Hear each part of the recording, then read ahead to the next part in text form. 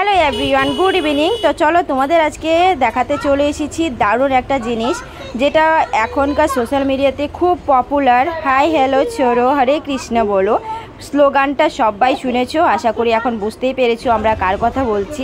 হ্যাঁ, আমরা ভগবতের কথা বলছি। আজকে ভগবত চলে এসেছে আলিপুরদুয়ার জংশনে। তো ওর কিছু শ্লোক শোনা যাক। তো আমরাও শুনতে চলে এসেছি। ওর শ্লোক শুনে মন ভরে যায়, মন তো ভরেই যায়, মন প্রাণ সব শুধু শ্রীকৃষ্ণেরই নাম করে ওর শ্লোক শুনে। তো চলো তোমাদেরও শোনাচ্ছি।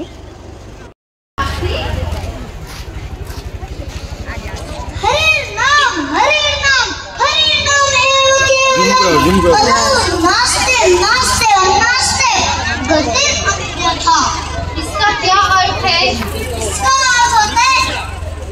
इसका अर्थ होता है कलयुग में भगवत प्राप्ति का एक ही साधन है, हरि का नाम, हरि का नाम, हरि का नाम,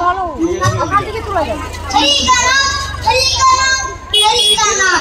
इससे